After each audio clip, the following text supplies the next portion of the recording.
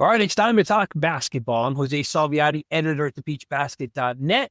He's Steve Purciello, a longtime educator, vice principal, high school basketball coach, and athletic director. And this is the Shot Clock Pod, the best 50 minutes of NBA random thoughts online. Anywhere, bar none, stop looking, you found the place. If this is your first time listening, welcome. This podcast was born out of the content of Steve's 13 Rules, Random NBA Thoughts articles, which he publishes weekly. Steve and I have exactly 15 minutes to discuss what's on his mind around the NBA. Today, we'll discuss his latest 13 Rules Random NBA Thoughts article, where he shares his thoughts on select teams in Week 11. And we also have some extra credit content because some news broke after he wrote his article, and we'll get to what that is a little bit later. I will just say that it's based out of Miami. All right, Steve, you ready to talk? You're always ready to talk. But I got to ask, it's in the script. We start the timer, and we're off. All right. You pointed out in your article this week that only 3 teams in the last 10 years have won a title after having the best record in the league. It's an odd stat, but it's true. Why do you think that is? Now, you called that out because of who's leading the league right now, the Thunder and the Cavs. Why do you think that is? And do you think it's going to hold true with one of these two teams should they get to the finals? One of the things I pointed out was they had the 3 teams that had a 6-game difference between them and the next team. 6 or some difference. Right now, the Cavaliers have a 1-game difference between them and Oklahoma City. So that gets interesting. I think it becomes difficult when teams are comparable. That home court isn't a great thing to play a whole season for. And anything can happen. They can get beat. So that home court isn't as big when teams are pretty even. Last year it was Boston, and Boston rolled through a lot of injuries to the teams they played, but also they rolled through because they really blew away the field last year. The Warriors are the team that did it twice, 2 other times. And if you think back, the Warriors always blew through the field, and really there was no comparison. So when the playoffs came around, they were able to not only hold the home court, but also win usually in less than 7 games, as Boston did last year. But again, going back, the teams are somewhat equal. I believe whoever's in the finals, we're going to have a good finals this year because they're comparable. And I wouldn't shell out Boston, and I wouldn't shell out and even the Knicks, but there's some flaws with the Knicks. But also in the West, Oklahoma City didn't go far last year. I don't know how legit they are, nor did Cleveland. You don't know how legit and what's going to happen when things get tough. But that's basically the thinking when I looked at it, because Cleveland has got only 4 losses. If you do the math, what are we looking at? 10 at this pace, 10 losses for the season? That's up there with Golden State, I believe, 172, right, for the record? That would be the same record. And that would be incredible. We're going to find out a little bit about Cleveland in the next couple of weeks because they do play Oklahoma City twice. So we're going to see, where they stand. But that's my thought process on it. We'll come back to that a little bit later. Not the first place team, but more around the second place team. But before we get there, you also wrote about issues in Phoenix. Now, the Suns started hot, then injuries hit them. And injuries, unfortunately, have been a key in the NBA in its entire season, which is unfortunate. But you called out, and I hope I don't even know how to pronounce his name, but Matt Ishbia. Ishbia? All right. So apologies to Matt. But why isn't it just injuries in Phoenix? Why are you calling out Matt Ishbia? Well, first of all, I think any general manager, whatever, team president, would have spelled out to them that you're gambling with an older Kevin Durant and a beat up Brad Beal. You got to be careful on that. And they sold their future out. And that was because their owner, Matt, just bought the team 2 years ago. And he came in and like any business owner, they think they know more and they can do better and so on. It was his way to get these 2 guys. They sold their future out. I don't know what Durant's got left. He's still a good player, but he's got left. Booker's good and he's young. But it's not going to go on forever. But more importantly, to me, in sports, not just basketball, go out and hire the best people and let them work. Don't sit there as an owner and overrule them because, again, Ishbia made his money in mortgages. He didn't make his money with basketball. Right. It takes a lot of nerve to come in. If you don't like the people you hire, then you get rid of them and bring some new people in. But let them then go from there. Now, he fired Frank Vogel after 1 year. If Budenholzer doesn't do well this year with that team, what do? They fire him too. Again, and both of those coaches, Budenholzer and Vogel, are champion coaches. They've coached championship teams. Right. So at some point, owners have to back away. And again, I'll use in all sports, the teams with success are the ones that let management make decisions. Of course, they approve them if there's money involved, especially. But the manager, the people they hire, who have been involved in that sport for their whole life, are the ones who make the decisions.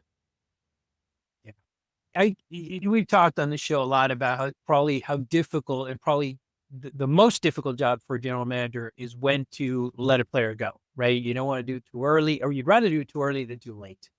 And I never thought about this before, quite honestly, but I think it's equally difficult and it seems weird, but it's difficult to buy a franchise. Okay. Because I don't know probably half what Matt Ishbia knows. And I know that I would want to, if I wanted to, there's some things I would want to do. It's hard to be hands off, especially when you made your money, to your point, being hands on.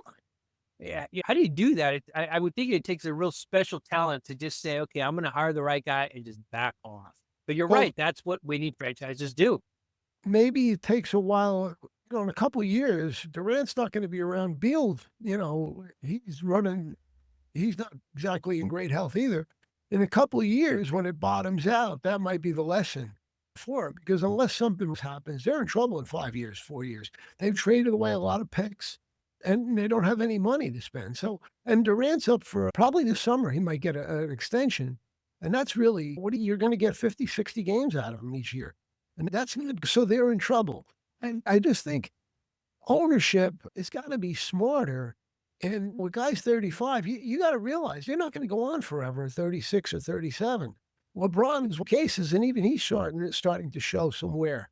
Just takes a different type of filler. And by the way, the general manager or the president, depending on the team, probably the toughest job he has is handling the owner.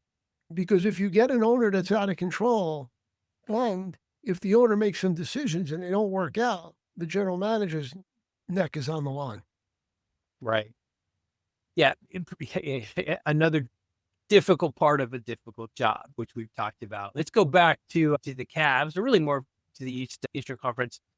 You wrote, unless the Cavs go into a tailspin, they'll probably get the first seed in the Eastern Conference. We just got done talking about them. They're on a great pace. And yeah, unless the bottom falls out, that's probably where they're going to end. How important is that second seed in the East, and which team do you think wins it? I think Boston will get. I think they probably will play the Knicks. Knicks kind of exposed themselves last night by no depth.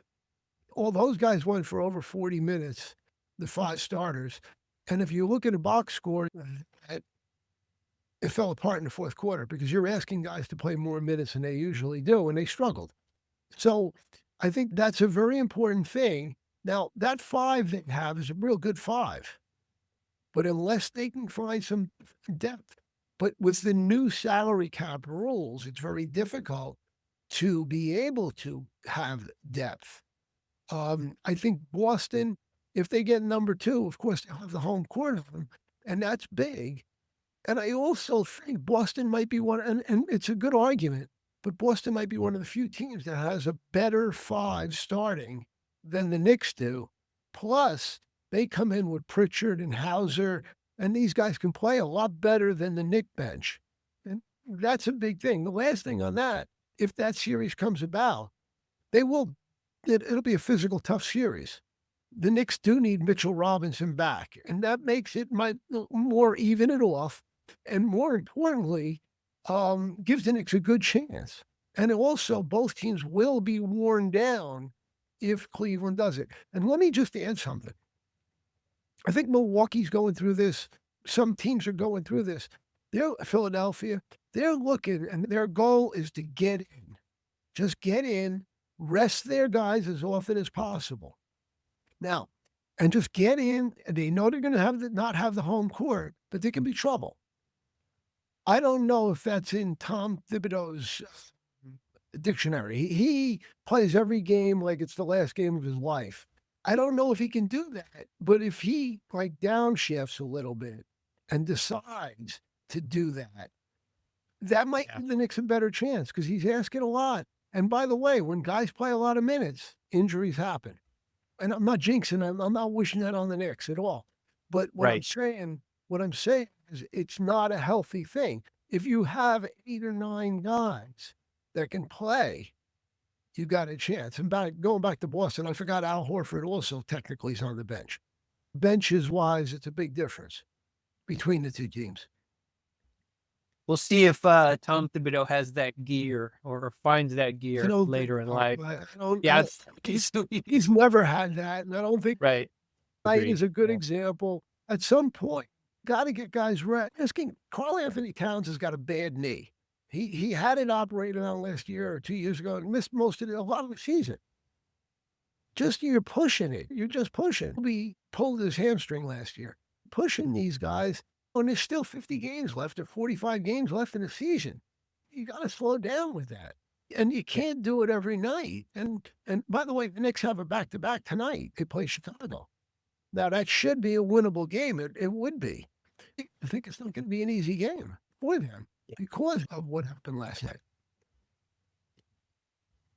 All right, let's see how it plays out. This is why we're sports fans, because we just don't know. We just try to guess. But we're going to finish with this. This is something that you didn't cover in your article, but the news broke after you published, and it's probably the hottest news in the NBA right now, and that is the whole drama in Miami with Jimmy Butler.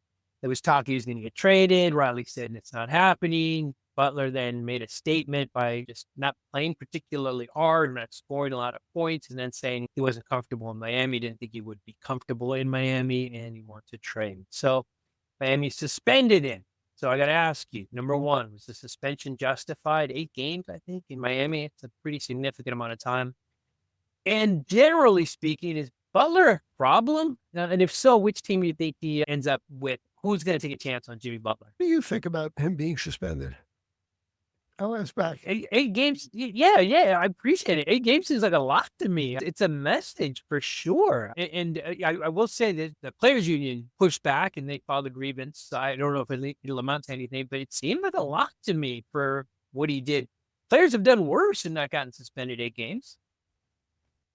I think they've had enough of him. Pat Riley does not handle the craziness well. Right.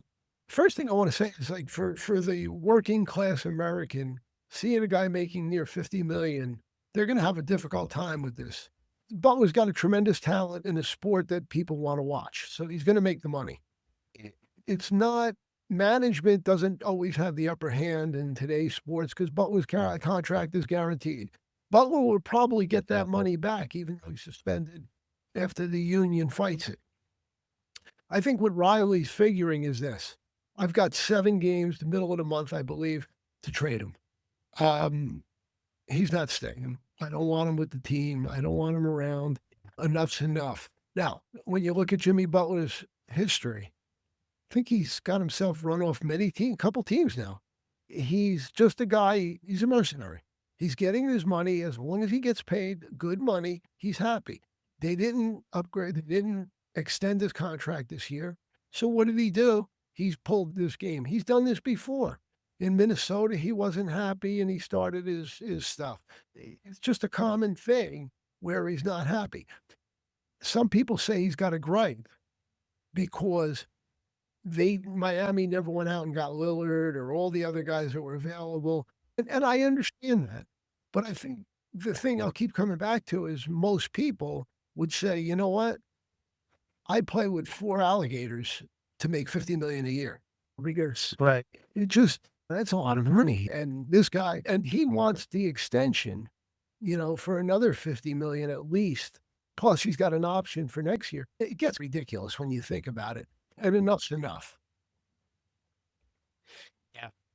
I'm still really, you could have gone anywhere. You went with 4 alligators. You're clearly from Florida. Yeah. It's true. It's true. at what point though does when is enough? And the other thing that always, if you're like all of us, a working class person, have worked all your life, when do you sit? When you work, the balance of power is with ownership. In the NBA, the balance of power is with the players. That's a very difficult thing for us to see. So, and so a lot of people have difficulty with the fact that this guy's doing this and guys has to be traded. And don't forget, their salaries are guaranteed once they sign that contract, unless it's non-guaranteed, which are very few, and it's usually guys making very little money. And very little means $1 million or $2 million a year. But so it's hard for people to understand this, that these players, they've got the balance of power, because you can have Riley coaching or Phil Jackson or Red Auerbach or anybody, but if it doesn't have talent, he's not going to win. That's my take. What's your take on that?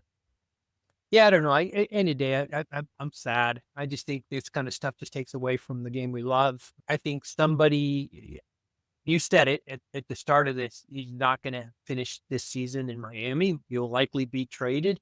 I think that's Pat Riley's way. He's not going to put up with this. He's going to trade him, likely before the suspension is up, and somebody's going to take a chance on him. And what I'm hearing is a Golden State might be in play, which would be interesting. There's not very many other teams, right? That have the assets to trade for him, but he'll be gone. And it's unfortunate for Jimmy and unfortunate for the NBA.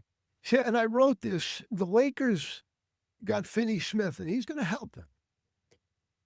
But they traded a $17 million player they could have used in getting a Butler or someone else. And to me, that gets interesting, because now Butler comes open. I don't know if the Lakers have enough to get him, because Pat Riley's going to be 80 years old. He wants to win now. He's not thinking about 5 years from now. I don't know if there's enough, or Russell and a few other stuff that the Lakers have, but if they would have had a shot at it. And I don't know where they're going to come up with $45, $50 million, in salaries to match her, to get near Butler's. And so by getting Finney Smith, the Lakers put a kibosh, and I don't think Finney Smith is enough for the Lakers to get out of the West. Good point. You did write about that and more. We'll make sure to link below so you could read all of Steve's comments after week 11. But that's it. That is our time. You heard the buzzer go off.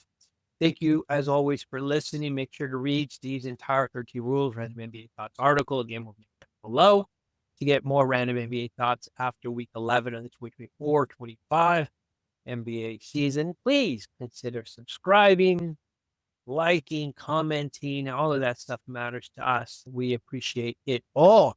And make sure to join us next week on the Shot Clock Pod, the best 15 minutes of NBA random thoughts online anywhere. We'll talk next week. Thanks, Steve.